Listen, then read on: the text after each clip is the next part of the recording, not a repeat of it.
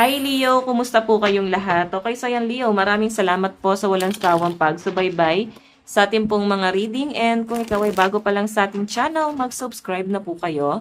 Then i-click mo na rin yung ating notification bell para lagi kang updated sa ating mga bagong upload. So by the way Leo, tignan natin na ba yung mga possible na ganap sa inyo this week. Leo, Sun, Moon, Rising, and Venus Sun.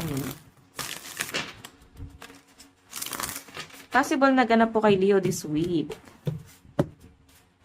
Okay.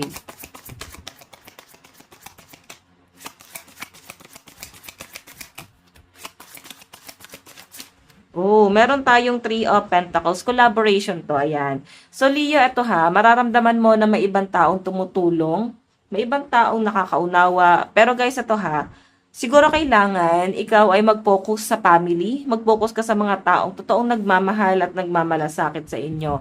Pero kasi dito guys, mas na-appreciate mo yung ibang tao eh. Okay, tignan mo naman.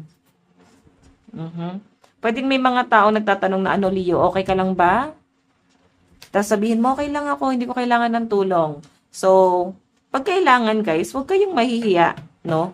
Kung kaya naman nila kayong tulungan, walang masama doon. Pero kasi mukhang kinakaya ng mga Leo ngayong week na to. So, by the way, check pa natin, Leo, Sun, Moon, Rising, and Venus sign. Meron tayong the moon. So, may mga tinatago, hindi nagsasabi ng totoo, inililihim, or sinasarili lang. Pwedeng mayroong sariling problema ang mga Leo na parang sinasarili niyo lang talaga. And hindi nyo guys masyadong ino-open sa ibang tao. Yan po yung pinapakita sa akin dito. The moon. Okay.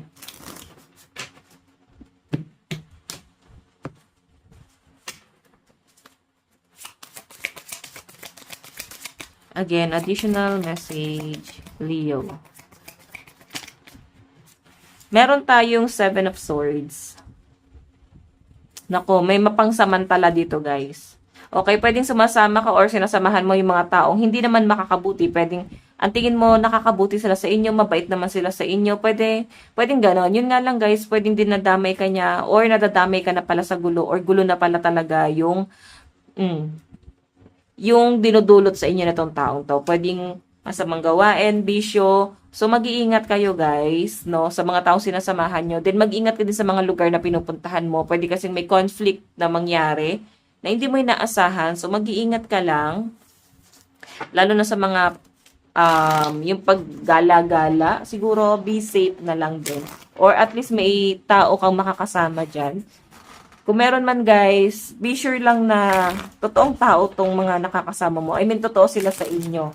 Baka naman ito ay iniisahan ka lang, pinagtitripan ka, pinapaikot ka, binubuli ka na pala, hindi ka pa aware, no? Kumbaga parang tinatawanan ka na pala, hindi ka pa aware dun sa bagay na yon. Tingnan pa natin.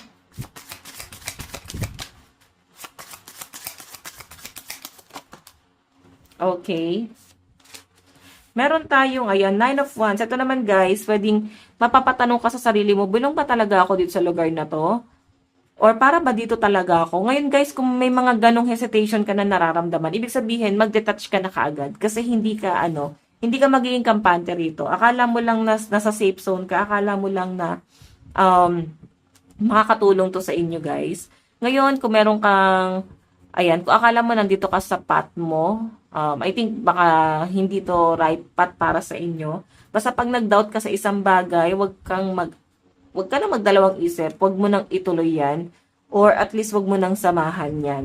Okay? So, ito naman guys, Three of Cups, samahan mo na lang yung mga taong positive ang ibinibigay sa inyo guys. Samahan mo yung mga taong makakabuti sa inyo. Okay? Again,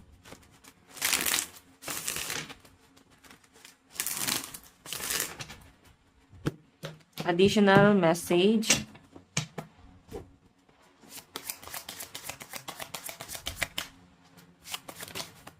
Meron tayong Queen of Wands. Ayan.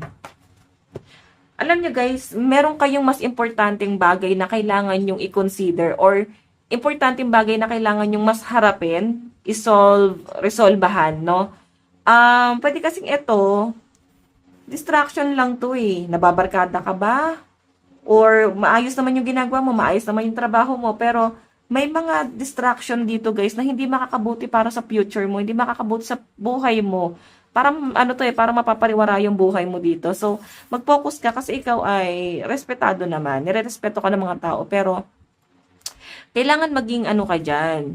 Mas matured ka sa mga responsibilidad mo. Focus ka dun sa kung ano yung mas makakatulong sa inyo. Okay, so again, check pa natin. Okay, napapasama ka. Feeling ko napapasama ka sa mga maling tao, mga maling gawain. Tuturuan ka magsinungaling. Ayan. Meron tayong Three of Swords. So, nakikita ko sa mga Leo na possible na may mga cheating, pwedeng may mga taong parang pinapaikot ka, niloloko ka, hindi ka aware na binubuli ka na pala, iniisahan ka na pala. So, guys, medyo alarming to, promise. Okay, tas parang hahaya-hayaan mo lang na ganyan-ganyanin ka. Ramdam mo naman, pero parang baka hinahayaan mo lang, di ba? So, again,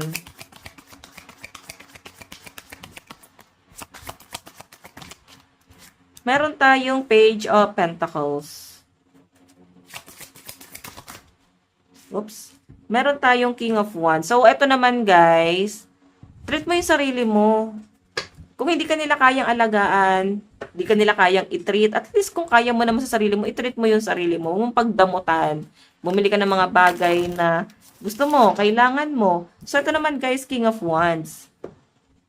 Diba? Nag-aantay ka ng taong mag-aalaga, magmamahal sa inyo guys. Ngayon, habang inaantay mo, at least alagaan mo yung sarili mo.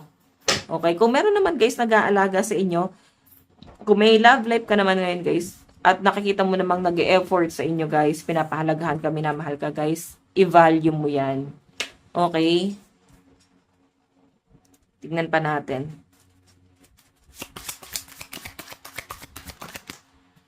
Meron tayong The Hangman.